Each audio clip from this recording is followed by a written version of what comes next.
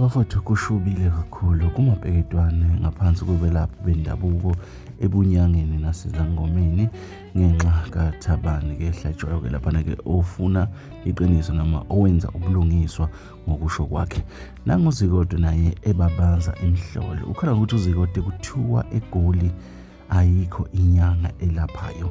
Lokhu kusho Thabani Hlatshwayo odume kakhulu ku-TikTok ukuqondisa izinto ey'nyangeni-ke nakubathandazi nasezangomeni-ke kanjalo-ke nakubafundisi. uZikode-ke ushaya phansi ngonyawo. Nanto udaba awuyizwele khona la kwisiqiniseko esemedia. Ake ngibuze nina bantu bakithi, abantu abazi kaZikode, ukuthi nangu kuthiwe khona kunanyanga, wena uthini?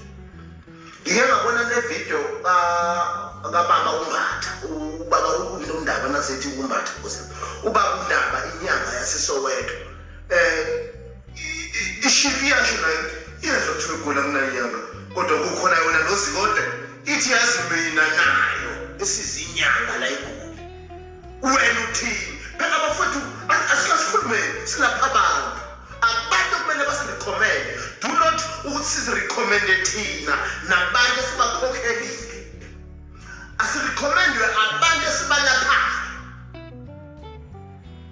Bafana bakithi ngeke ikahle kahle ngiyangi-challenge, nimile ngale challenge ukuthi-ke na Zikode siyaku-challenge yamadoda.